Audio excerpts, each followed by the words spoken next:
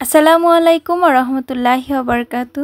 আশা করি সবাই ভালো আছেন। বরাবরের মতো আবারও একটি নতুন ব্লগ ভিডিও দেখার জন্য আপনাদের সবাইকে ওয়েলকাম জানাচ্ছি। তো আজকের ব্লগটা আমার পাখিগুলো দিয়ে শুরু করলাম। পাখিগুলোকে একটু শেয়ার করছি, কারণ হচ্ছে খুবই দুষ্টু বললেই চলে। কারণ হচ্ছে পাখিগুলোকে যখন কিনা ভিডিও করি তখন সাউন্ড করে, তখন যদি ভিডিও করতে যাই তখন ওরা সাউন্ডটা অফ করে দেয়। কিভাবে বুঝে আমি আসলে বলতে পারবো না। আর হচ্ছে খাবার খাওয়ার সময়ও যখন কিনা ভিডিও করছিলাম তখন দেখছি খাবারটা আর খাচ্ছে না। তো যাই হোক, এই পাশে আমি আজকে আপনাদের সাথে একটা জিনিস শেয়ার করি। কিছু কিছু মেহেদি আসলে আমাদের জন্য খুবই ক্ষতিকারক, বাচ্চাদের জন্য তো আমি বলবো অনেক ডেঞ্জারাস। তো আমি কিন্তু লাইফে অনেক মেহেদি দিয়েছি, তখন কিন্তু কখনোই মেহেদিটা একদম ট্যাটুর মতো হয়ে আমার হাতে থেকে যায়নি। আপনাদের কি এমনটা হয়েছে কিনা প্লিজ একটু আমাকে জানাবেন, আমাকে একটু ইনফর্ম করবেন, এতে করে আমার সুবিধা হবে। আমি আসলে বুঝতে পারছি না যে আমার হাতে কেন এমনটা হয়ে গেল। এই যে এই মেহেদিটা আমি ঈদের দিন রাত্রেই কিন্তু সন্ধ্যাবেলায় মার্কেটে গিয়ে নিয়েছিলাম, তো রাতের দিকে দিয়েছিলাম। সেই যে ঈদ গেল এখন পর্যন্ত, এটা কিন্তু গত দুদিন আগের ভিডিও, এখন পর্যন্ত আমার হাতে এই যে দেখেন ট্যাটুর মতো হয়ে থেকে গেছে মেহেদিগুলো।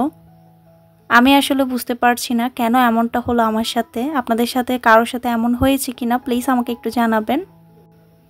আর এই তো এপাশে চলে আসলাম রান্না বান্না করতে। তো ব্লগটা কিন্তু সন্ধ্যা থেকে আমি স্টার্ট করেছি আজকে। আর এই যে সন্ধ্যাবেলায় আমি রান্না করছি হচ্ছে আজকে বিরিয়ানি, যেহেতু কোরবানি ঈদ আসছে। আজকে কিন্তু কোরবানি ঈদ স্পেশাল একটা বিরিয়ানি রেসিপি শেয়ার করব। অনেক রকমই কিন্তু বিরিয়ানি খাওয়া হয়, তো চাইলে কিন্তু আপনারা এই বিরিয়ানিটা ট্রাই করে দেখতে পারেন। আমরা কিন্তু কোরবানির দিন অনেক ঝামেলায় অনেক ব্যস্ত থাকি, তো তখন কিন্তু অনেক সময় দেখা যায় যদি বিরিয়ানি হতো ভালো হতো। আমরা অনেকে কিন্তু বিরিয়ানি তৈরিও করে থাকি, তো অনেকে পারি না, খেতে ইচ্ছে করলেও কাজের চাপের জন্য। আপনারা চাইলে কিন্তু এভাবে সহজ পদ্ধতিতে বিরিয়ানিটা তৈরি করে নিতে পারেন। আর অনেস্টলি বলছি, একবার বিশ্বাস করে ট্রাই করে দেখেন। কমেন্ট বক্সে এসে অবশ্যই জানাবেন যে খেতে কেমন হয়েছে। রেস্টুরেন্টের টেস্টটা তো পাবেনই, সাথে কিন্তু দেখতে কাচ্চি বিরিয়ানির মতো হবে। তো অবশ্যই আমি বলবো বাসায় ট্রাই করবেন, সামনে যেহেতু কোরবানি ঈদ আসছে। আর এটা শুধু কোরবানি ঈদ না, আপনারা যে কোনো টাইমেই তৈরি করে খেতে পারবেন, কারণ খুবই ইজিভাবে, সাথে কিন্তু সেরকম ঝামেলা নাই এই বিরিয়ানি তৈরি করতে। তো আমি এখানে গরুর মাংস দিয়ে তৈরি করছি, আপনারা চাইলে কিন্তু চিকেন দিয়েও করতে পারেন, আবার চাইলে কিন্তু ছাগলের মাংস দিয়েও করতে পারেন, মাটন দিয়ে। আমি এখানে হাফ কেজি মতন গরুর মাংস নিয়েছি, হাফ কেজির চেয়ে একটু বেশি হবে। এরপরে দিয়েছি একটা বড় সাইজের টমেটো কুচি করে, দেখতেই পাচ্ছেন বেশি ছোট করিনি। তারপরে দিয়েছি পেঁয়াজকে কুচি করে, একটা বড় সাইজের পেঁয়াজ নিয়েছি। এরপরে 2 টেবিল চামচ পরিমাণ রসুন বাটা, 1.5 টেবিল চামচ পরিমাণ আদা বাটা ইউজ করেছি। তারপর আমি এখানে দিয়ে দিয়েছি হচ্ছে হলুদের গুঁড়া হাফ চা চামচ পরিমাণ, ধনিয়া গুঁড়া দিয়েছি 1 চা চামচ পরিমাণ উঁচা করে, জিরার গুঁড়া দিয়েছি 1 চা চামচ পরিমাণ, গরম মশলা দিয়েছি হাফ চা চামচ পরিমাণ। এরপরে দিয়ে দিচ্ছি হচ্ছে মিক্স মশলা। তো সামনে যেহেতু কোরবানিতে আসছে, আমাদের সবার বাসায় কিন্তু স্পেশাল মশলা অবশ্যই থাকে। আমাদের বাসায় সবসময় দেখা যায় কি রেগুলার মশলা তো খাওয়া হয়, বাট কোরবানির সময় কিন্তু মিক্স জাতীয় অনেক রকমের জিনিস দিয়ে একটা গরম মশলা তৈরি করা হয়। আবার কিন্তু দোকানেও অনেক রকমের মিক্স মশলা তৈরি করে, সেখান থেকেও কিন্তু নিয়ে আসা হয়। তো আপনারা চাইলে কিন্তু সেভাবে যদি এনে থাকেন তাহলে ইউজ করতে পারেন, তা না হলে স্কিপ করতে পারেন, কোনো সমস্যা নাই। তা আমি এখানে জিরার গুঁড়া দিয়েছিলাম, সেখানে কিন্তু মিষ্টি জিরা আর হচ্ছে চিকেন জিরাটা একসাথে হালকা একটু টেলে আমি ব্লেন্ড করে নিয়েছি।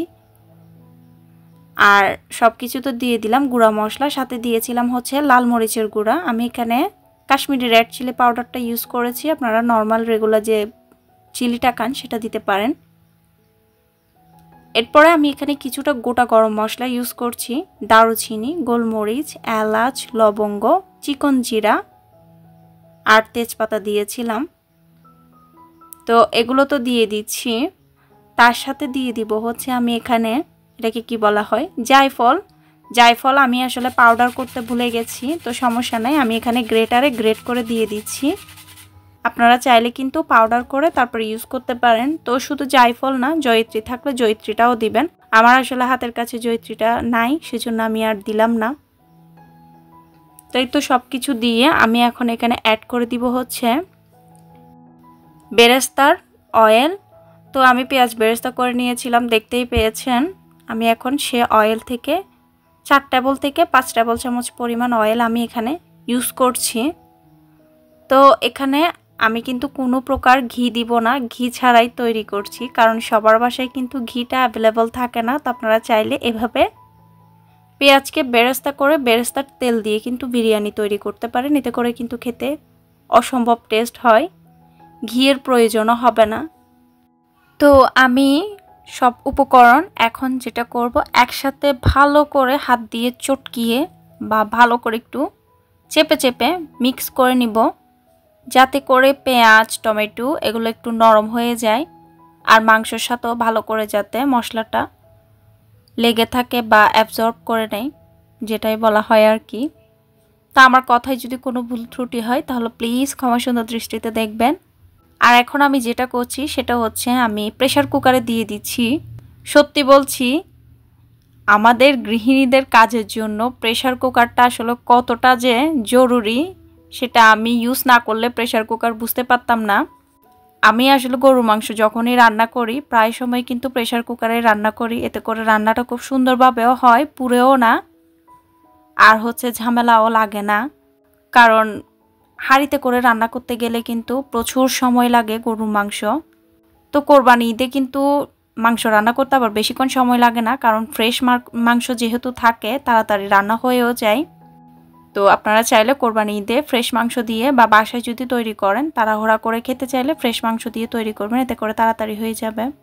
তো প্রেসার কুকারের ঢাকনা লাগিয়ে আমি কিন্তু 25 মিনিট মতো মাংসগুলোকে রান্না করে নিব। এরপরে আমি আলু অ্যাড করে দিব। আমি আলুগুলোকে একটু বড় সাইজ করে দিয়েছি, আপনারা চাইলে ছোট করেও দিতে পারেন। আর এ পাশে আমি পেঁয়াজ বেরেস্তাগুলো দেখিয়ে দিই কতটা মুচমুচে আর ক্রিস্পি হয়েছে। তো এদিকে পেঁয়াজ বেরেস্তার একটা টিপস শেয়ার করি, যারা পারেন তারা তো পারেন, যারা পারেন না তাদের উদ্দেশ্যে শেয়ার করছি। সব সময় চেষ্টা করবেন পেঁয়াজ বেরেস্তা করলে দেশি পেঁয়াজ মানে লাল পেঁয়াজ যেটা আছে সেটা দিয়ে করার জন্য। আর দ্বিতীয়ত হচ্ছে একটু তেলের পরিমাণ বাড়িয়ে দিয়ে চুলার ফ্লেমটা নর্মাল টু হাইয়ে রেখে তারপরে ভেজে নেবেন নেড়ে চেড়ে, এতে করে দেখবেন পেঁয়াজ বেরেস্তাটা খুবই মুচমুচে হয়। আর তোলার সময় চুলার ফ্লেম রেখে মানে জ্বালিয়ে রেখে সে অবস্থাতেই তুলে নেবেন। তারপরে যে কোনো প্লেটে হোক বা ট্রেতে হোক নিয়ে কিছুক্ষণ ছড়িয়ে রাখবেন, এতে করে দেখবেন ঠান্ডা হওয়ার পরে খুবই মুচমুচে হয়ে যায়। আর মাংসটা তো হয়ে গেছে, এরপর আমি আলুটা দিয়ে দিলাম। আর এ পাশে আমি আলাদা করে ভাতটা মানে প্রিপেয়ার করে নিচ্ছি বা রান্না করে নিচ্ছি। তো ভাতটা কিন্তু আমি প্রথমে পানি দিয়েছি পরিমাণে বাড়িয়ে, এরপরে লবণ দিয়েছি চালের পরিমাণ অনুযায়ী, তারপরে দিয়েছিলাম হচ্ছে কিছুটা গোটা গরম মশলা মানে হচ্ছে তেজপাতা, দারুচিনি, এলাচ, লবঙ্গ, গোলমরিচ, আর দিয়েছি মিষ্টি জিরা, আর দিয়েছি চিকন জিরা। তো এরপরে আমি যে প্যানে বিরিয়ানিটা সেট করব সেটার মধ্যে আমি প্রথমে অল্প করে পেঁয়াজ বেরেস্তার তেল দিয়েছি। তারপরে আমি যে ভাতটা রান্না করে নিয়েছি, আমি কিন্তু এটা 90% মতো রান্না করে নিয়েছি, বাকি 10% আমি দমে দিয়ে রান্না করব। আর এটা যেহেতু বাসমতি চাল, আগ থেকে অবশ্যই ভিজিয়ে রাখতে হবে। আর দ্বিতীয় কথা হচ্ছে বাসমতি চাল কিন্তু এভাবে করে পানি সেদ্ধ করে যখন কিনা বিরিয়ানি তৈরি করা হয় তখন কিন্তু আলাদা সুগন্ধটা বের হয় বাসমতি চালের। আর রইল পোলাওয়ের চাল, আমাদের দেশে কিন্তু পোলাওয়ের চালটাই বেশি খাওয়া হয়। তা আপনারা পোলাওয়ের চাল দিয়ে তৈরি করলে একটা জিনিস অবশ্যই করবেন, একটা জিনিস অবশ্যই মাথায় রাখবেন, সেটা হচ্ছে পোলাওয়ের চালটাকে অবশ্যই বলক তুলে পানিটা ফেলে দিবেন না। পোলাওয়ের চালের পরিমাণ অনুযায়ী পানি দিবেন। মানে আমরা কিন্তু সচরাচর চালটা রান্না করলে চালের ডাবল পরিমাণের পানি দিয়ে চালটাকে সেদ্ধ করে নিই। আপনারা 1 থেকে 1.5 কাপ পানি কম দিয়ে চালটাকে রান্না করে নেবেন। যখন কিনা 90% মতো সেদ্ধ হয়ে যাবে তারপরে এভাবে করে করবেন, সেট করবেন। তা আসলে কথা বলতে গেলে অনেক ভুল ত্রুটি হয়, প্লিজ অবশ্যই আবারও বলছি ক্ষমা সুন্দর দৃষ্টিতে দেখবেন। তো এভাবে করে তারপরে সেট করে নেবেন, এতে করে কিন্তু পোলাওর চালের সুগন্ধটাও যাবে না, সেই সাথে কিন্তু সুন্দর একটা সুগন্ধ পাবেন, খেতেও ভালো লাগবে।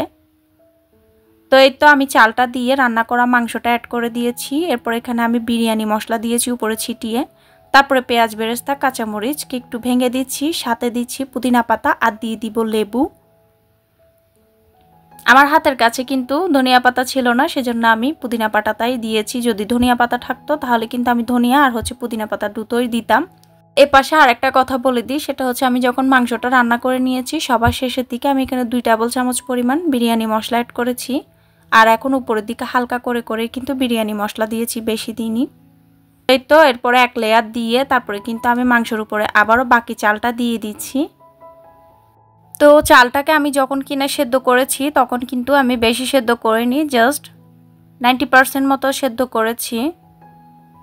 আপনারা যদি পোলাও চাল হয় বা বাসমতি চাল হয় সেম 90% মতো সেদ্ধ করবেন, তা না হলে দমে দিতে গেলে কিন্তু যদি পুরোপুরি কুক করে দিতে যান তাহলে কিন্তু চালটা ভেঙে যাবে।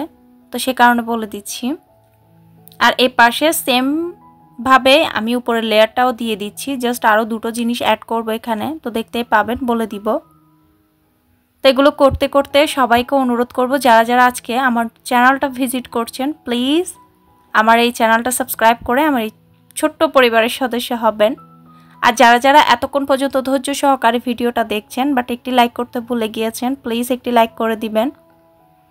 আমাকে যারা যারা সাপোর্ট করে আসছেন তাদেরকে তো মন থেকে অসংখ্য ধন্যবাদ জানাবো। সেই সাথে ধন্যবাদ জানিয়ে শেষ করতে পারবো না। অনেক অনেক ভালোবাসা তাদের জন্য। তো আমিও কিন্তু সবাইকে সাপোর্ট করি। আপনারা চাইলে যারা নতুন আছেন তারা চাইলে আমাকে সাপোর্ট করতে পারেন। ইনশাল্লাহ চেষ্টা করব 24 আওয়ার্স পরে ব্যাক দেওয়ার জন্য। আর এই তো এপাশে দেখেন আমি সব কিছু দিয়ে দিচ্ছি। আর 2টো যে জিনিস অ্যাড করব বলেছি সেগুলো হচ্ছে ফুড কালার আর রোজ ওয়াটার। তো এই 2টো জিনিস একদম অপশনাল, আপনারা চাইলে দিতে পারেন, না চাইলে স্কিপ করতে পারেন। ফুড কালারটা দিয়েছি দেখতে সৌন্দর্যের জন্য, আর রোজ ওয়াটারটা দিয়েছি সুগন্ধর জন্য। আপনারা চাইলে কিন্তু রোজ ওয়াটারটা যদি খান দিবেন, না খাইলে স্কিপ করতে পারেন, কারণ অনেকে রোজ ওয়াটারের স্মেলটা পছন্দ করে না। তো এই তো আমি 10 থেকে 12 মিনিট মতো দমে দিয়েছি। তারপরে আমি দেখেন এখন আস্তে আস্তে করে মিক্স করে নিচ্ছি। কি বলবো, এতটা সুন্দর অ্যারোমা বের হয়েছে। হাজব্যান্ড বাহির থেকে এসে বলছিল যে কি সুন্দর স্মেল বিরিয়ানির, কোত্থেকে আসছে। তো সত্যি অসম্ভব সুন্দর একটা সুগন্ধ বের হয়েছে। আর সত্যি বলতে আমার হাজব্যান্ডকে আমি খাবার দিয়ে সব সময় সারপ্রাইজ দিই, কারণ যেহেতু বাহিরে আসলে সেভাবে বের হওয়া হয় না। তো খাবারটা যে খাবারগুলো পছন্দ করে সেরকম অনেক সময় না জানিয়ে রান্না করি, এতে করে কিন্তু আসলে অনেক সারপ্রাইজ হয়। তো ছেলেদের সত্যি বলতে এত কিছু প্রয়োজন হয় না, আমার কাছে মনে হয় খাবারটা যদি সুন্দরভাবে পছন্দের খাবার রান্না করে খাওয়ানো যায় তাহলে কিন্তু এতেই তারা অনেক খুশি। তো ভিডিও কেমন লাগলো অবশ্যই কমেন্ট বক্সে কমেন্ট করে জানাবেন। আর এখানে রাতের বেলা খাওয়া দাওয়া করে একটু হাঁটতে গিয়েছিলাম। তো ক্যামেরার পিছনে কেমন হয় সেটা ইনশাল্লাহ নেক্সট ভিডিওতে শেয়ার করার চেষ্টা করব। আজকের মতো বিদায় নিব। সবাই ভালো থাকবেন, সুস্থ থাকবেন, আমার পরিবারের জন্য দোয়া করবেন। আমিও আপনাদের সবার জন্য দোয়া করি। যদি বেঁচে থাকি দেখা হবে আবারও পরবর্তী ভিডিওতে। টাটা, আল্লাহ হাফেজ।